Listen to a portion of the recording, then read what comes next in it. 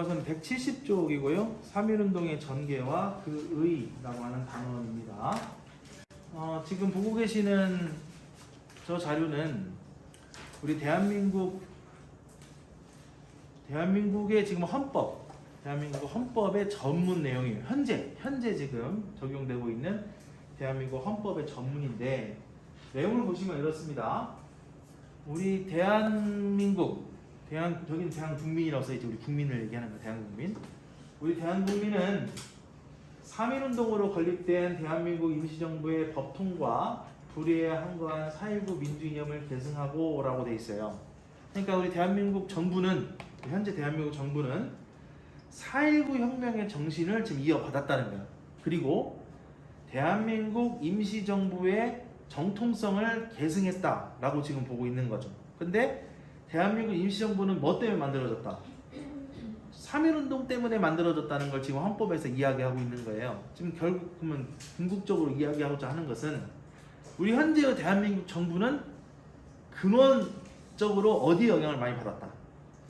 3.1운동의 영향을 많이 받았다라는 걸 지금 헌법 전문에서 정의하고 있는 거예요. 지금. 그러니까 3.1운동이 현재 우리에게 갖고 있는 의미가 이렇게 커요. 대한민국 정부의 근원, 대한민국 정부가 어디서 시작됐는가 라고 이야기한다면 3.1운동이 가장 그 근원이다 라고 이제 이야기를 하는 겁니다.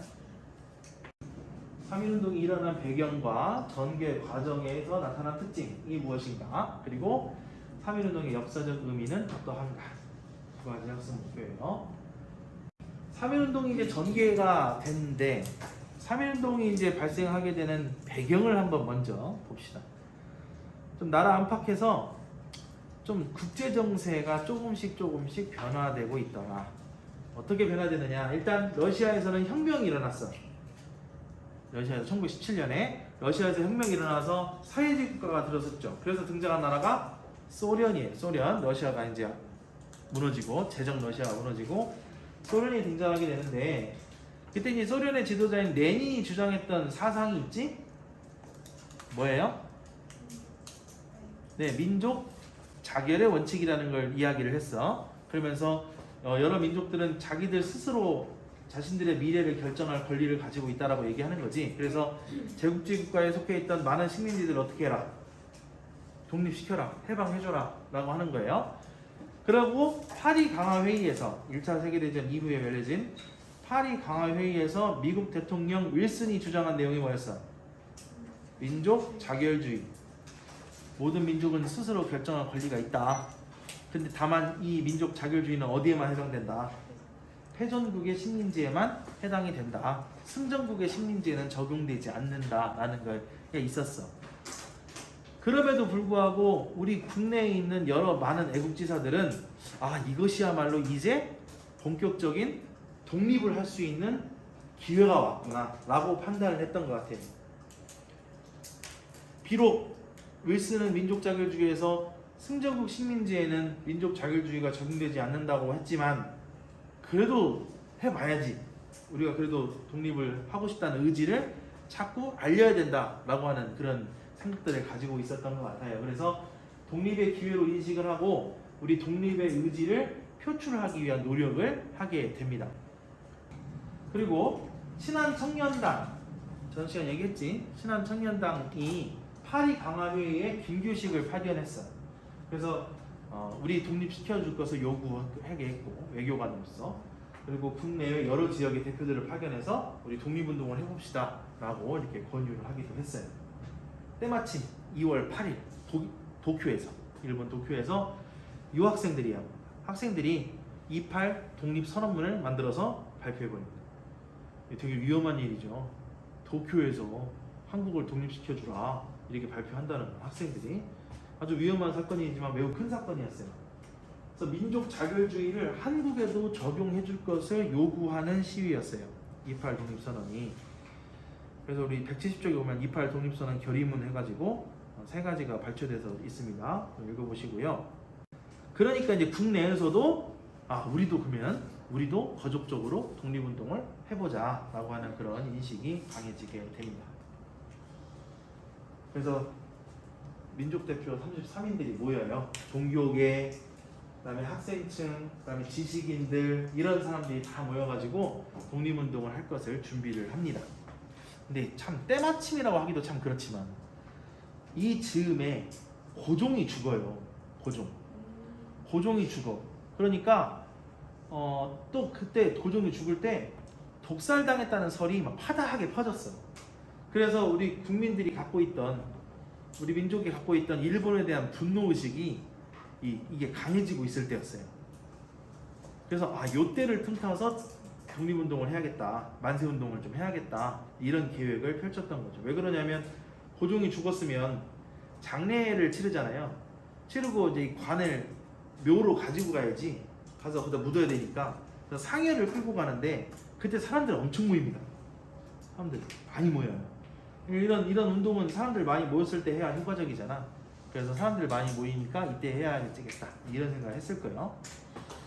비폭력적인 평화 시위로 우리의 독립 의지를 전 세계에 알릴 계획을 세웠던 거죠.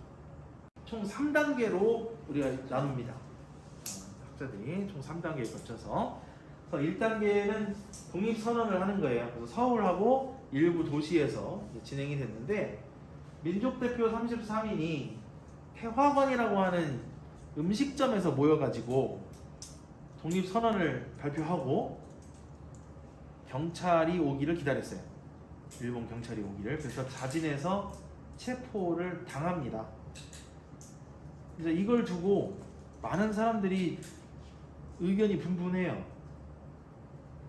이 민족대표 33인이라고 하는 사람들이 이 만세운동 전면에 나서지 않고 뒤에서 이렇게 뭐 독립선언만 발표하고 경찰한테 잡혀가기만 하고, 정작 위험한 것들은 저렇게 학생들 다 시켜가지고 학생들하고 시민들이 저렇게 탑골공원에서 독립선언서 낭독하고 시위를 시작했는데, 민족 대표라고 하는 사람들은 이렇게 그냥 편안하게 앉아가지고 잡혀가기만 했다라고 비판하는 사람들이 있어요. 그런데 저는 이걸 이런 시각에서 좀 바라봤으면 좋겠는 거예요. 여러분들이 이들이 진짜 가만히 앉아있기만 했겠는가? 그럼 이들이 가만히 앉아서 잡혀갔을 때는 뭔가 이유가 있지 않겠어? 그렇지? 가만히 있는 거. 내가 한 가지 비유를 해볼게요. 한 가지 비유를. 제가 개인으로서 예를 들어 뭐 어떤 우리 지방 자치단체에 불만이 많아가지고 요만한 피켓을 들고 뭐 시청이든 군청이든 내 앞에 가가지고 1인 시위를 했다 하자. 내가 1인 시위를 했어. 이거 뉴스에 나올까요? 왜 안 나와요? 누가 아는 사람이 없잖아요. 내가 1인 시위 하고 있는 걸 누가 알아주겠어. 그리고 어떤 기자가, 쟤 누군데 어디 듣도 보도 못한 놈이 와가지고 1인 시위 하고 있는데 그걸 기사로 써주고 있겠냐고. 그래서 내가 막 이거를 막 일주일 동안 계속 들고 시위를 했는데 기사한 줄 안 나가. 그런데 예를 들어서 똑같은 피켓을 BTS가 들고 한 5분 서 있다가 갔어. 이건 어떻게 될까? 5분 서 있고 사진 한 방 딱 찍고 SNS에 딱 올리고 얘는 갔어. 전 세계가 다 알걸요? 뉴스에도 나올걸? 신문에도 나오고 막 여기저기 다 나올 거야. 왜 그래? 왜 나는 일주일 동안 들고 서 있는데 안 나가는데 걔들은 잠깐 들고 서서 갔는데도 왜 나와? 유명하니까. 맞아. 한마디로 그 사람은 셀럽이고 나는 비셀럽이고. 네? 이게 이제 셀럽과 듣보잡의 차이죠. 그치? 이런 거예요. 영향력, 그 사람의 영향력, 그 사람의 유명세, 이런 것들이 이슈를 만들기가 좋잖아. 자, 학생들이 선언문을 발표했어. 이거 뉴스에 나와? 안 나올 수도 있죠. 근데 민족 대표라고 하는 당시의 셀럽이야. 당시 우리나라에서도 날 유명하다고 여겨지는 사람들이야. 이 사람들이 저렇게 하고 잡혀갔어. 그러면 소문나지. 잡혀갔어. 왜? 독립선언문 발표했대. 뭐 때문에? 우리 독립하는 걸 알리기 위해서. 아, 그랬구나. 훨씬 파급력이 커져요. 이렇게 소문 나가는 속도가. 잡혀가셨대. 그것도 몇 명이. 한두 명도 아니고 33명이 잡혀갔대. 그러니까 이게 훨씬 소문의 그 속도가 빠를 수밖에 없죠. 그래서 그게 중요해. 이 사회에 뭔가 영향력을 행사할 수 있는 내가 유명세를 가지고 있으면 그 이용해서 그 선한 영향력을 자꾸 사람들한테 주는 것도 참 중요한 일이에요. 그러니까 막 많은 유명인들이나 이런 사람들이 뭐 기부도 많이 하고 하는 게 뭐 스스로 자기 이미지를 막 좋게 만들려고 하는 것도 뭐 없진 않겠지만 그런 문화를 좀 만들려고 하는 것도 있을 수 있어요. 나는 유명한 사람이니까 내가 이런 것들을 좀 함으로써 사람들한테 좀 선한 영향력을 좀 끼쳐야겠다. 이런 경우들이 좀 있겠죠. 마찬가지라고 보시면 더 좋을 것 같아요. 긍정적으로. 이 사람들이 왜 이렇게 할 수밖에 없었는가. 그냥 단순하게 하기 싫어가지고 그냥 이렇게 한 게 아니라는 거지. 하기 싫었으면 처음부터 안 했겠지. 자, 그래서 1단계는 이렇게 비폭력적인 평화 시위로 시작을 했고 2단계로 넘어가면 이제 이게 전국 도시로 확산되는데 이때는 학생들의 영향이 참 컸어요. 학생들이 서울에서 먼저 운동을 했잖아요. 그러고 나서 동맹 휴학을 합니다. 학교를 안 나가요. 그리고 이제들이 이제 자기 고향으로 내려가서 자기 고향 도시에서 이제 이런 일들을 준비하는 거예요. 또 만세운동, 만세 시위를 준비를 했던 거지. 유관순도 그 중에 하나예요. 유관순도 이학당에서 공부하다가 동맹 휴학을 하고 고향인 천안으로 내려가서 이렇게 평화 시위를 준비하고 했었죠. 그래서 이때는 학생들, 교사, 상인, 노동자들이 많이 참여해서 좀 이제 규모가 넓어집니다. 여러분 3.1운동이 3월 1일 그 즈음에 한 며칠간 일어난 사건이 아닙니다. 3개월 동안 일어나요. 3, 4, 5월 최소 3개월 동안 일어나고 그 이후에도 계속해서 이런 만세운동이 일어나요. 또 이게 해외로도 번져나가서 미주 지역이나 중국, 만주 이런 데서도 계속 일어나기 때문에 상당히 이게 큰 사건이었어요. 그러니까 일본이 그 통치 방식을 바꾸지.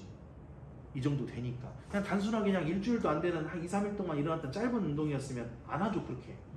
그냥 넘어가겠지. 근데 이게 오랫동안 지속이 됐기 때문에 그래서 총 3단계로 보는 거예요. 전국적으로 퍼져나가는 속도가 있으니까. 그래서 2단계는 이렇게 됐고 3단계로 가면서 양상이 조금 바뀌어요. 농촌으로 번져나가고 해외 국외로 이제 퍼져나가면서 좀 규모가 좀 커지거든요. 그런데 이제 이걸 진압하는 과정에서 일본이 무력으로 진압을 하다 보니까 우리도 거기에 대응을 하다 보니 많은 농민들이 대응을 하다 보니 이제 무력으로 이제 대응을 하는 사건들이 발생하게 되겠죠. 그래서 무력 충돌이 좀 발생하기도 합니다. 주로 장날에 사람들이 많이 모이는 장날에 장터를 중심으로 전개가 됐고요. 일제가 무자비하게 탄압을 하니까 우리 민중들이 주도하는 무력투쟁 운동으로 발전을 하게 돼요. 해외로도 확산돼서 만주나 연해주, 미주, 일본 등지에서도 만세 시위가 계속 일어납니다. 그런데 이게 평화적인 시위였기 때문에 만세 시위가 평화 시위이기 때문에 무력으로 진압하는 것은 사실 국제적으로 비난을 받을 수도 있는 그런 상황이었어요. 하지만 일제는 무자비하게 탄압했습니다. 방화를 저지르기도 하고 파괴하거나 사람들 총으로 쏴 죽이거나 이런 것도 굉장히 많았고요. 보복행위도 했어요. 보복행위. 그래서 제암리 학살 사건이 대표적인 사건이죠.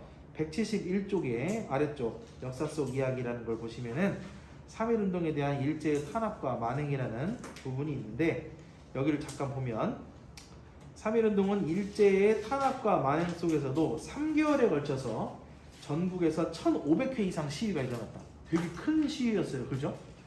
1,500회 전국에서. 오늘날에도 이렇게 시위합니까? 요즘에도 이렇게 시위 안 해요. 이때는 이렇게 많이 했다는 거예요.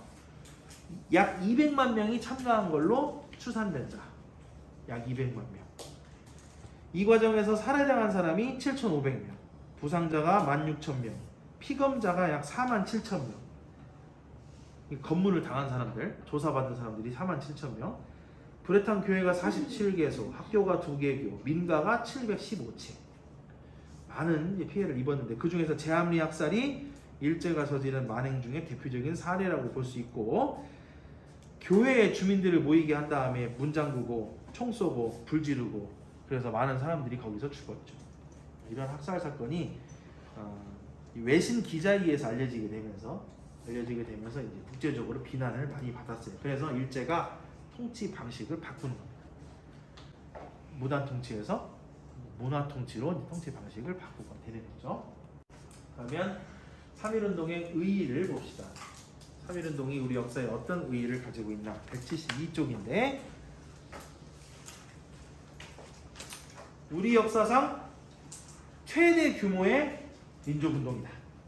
우리 역사상 최대 규모의 민족운동. 이렇게 모여서 민족운동을 할 수가 없었다. 그전에는.